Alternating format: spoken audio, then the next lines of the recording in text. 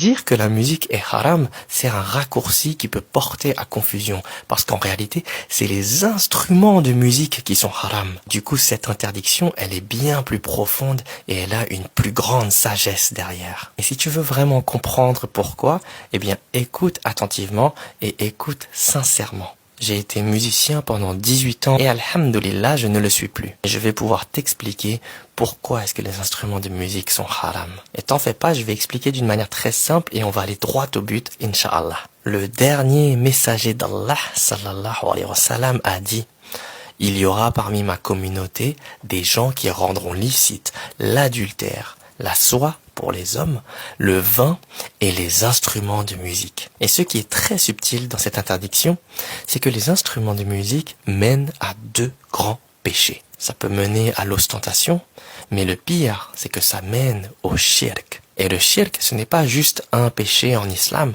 c'est le plus grand péché en islam. Le shirk, c'est du polythéisme, c'est le fait d'associer des partenaires à Allah, c'est le fait de mettre un intermédiaire entre la créature et le créateur, le fait de chercher refuge auprès d'autre chose que le créateur. Le shirk, c'est lorsqu'on croit qu'un objet, une statue, une personne, qu'elle soit vivante ou morte, possède par elle-même un pouvoir spirituel, qu'elle peut nous rapprocher d'Allah par sa propre force, ou qu'on doit lui vouer des actes d'adoration. C'est le fait de croire qu'on a besoin d'un intermédiaire entre nous et Allah pour se rapprocher d'Allah.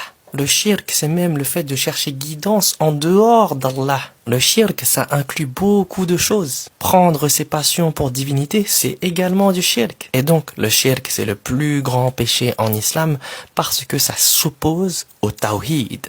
Le tawhid, c'est le monothéisme pur. Sans tawhid, il n'y a pas d'islam.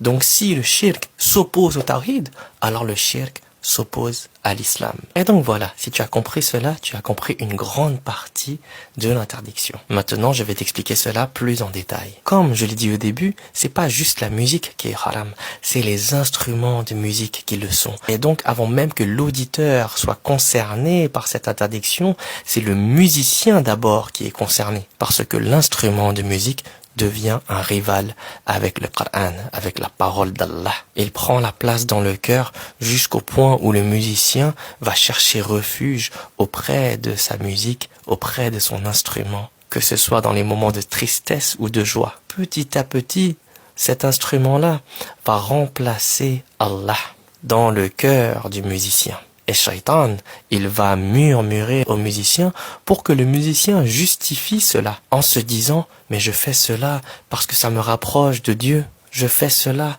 parce que ça aide les autres. » Ça aide les autres à quoi?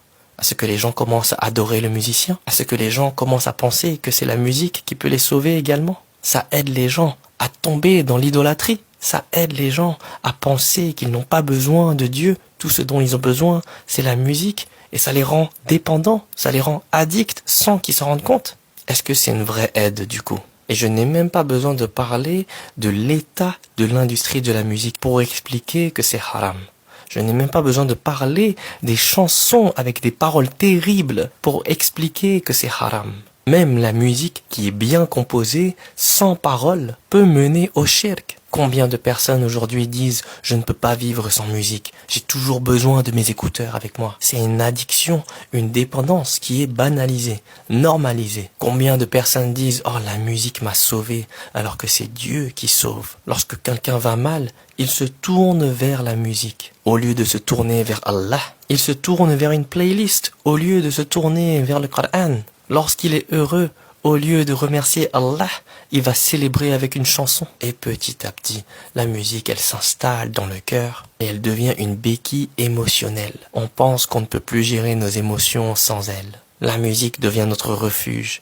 Allah n'est plus notre refuge. Les gens ont besoin de la musique lorsqu'ils marchent, lorsqu'ils conduisent, lorsqu'ils cuisinent, même pour s'endormir. Et au final, ils se souviennent plus des mélodies ou des paroles, des chanteurs et des musiciens, plutôt que de la parole d'Allah. La musique, elle prend tellement de place dans le cœur qu'à n'importe quel moment, on peut avoir la mélodie ou les paroles d'un artiste qui apparaît dans notre tête alors qu'on n'a jamais choisi d'écouter certaines chansons. Mais vu que c'est joué partout, au bout d'un moment, on s'en souvient. Et petit à petit, on oublie la parole d'Allah. Allah nous invite à réfléchir sur ce sujet-là en nous disant dans Surat Al-Furqan, ayat 43, « N'as-tu pas vu celui qui a pris sa passion pour divinité ?» Si quelqu'un croit que sa vraie paix se trouve dans son instrument de musique ou dans quoi que ce soit d'autre que Allah, alors il sera tombé dans une forme de shirk. La vraie paix, as-salam, vient d'Allah directement.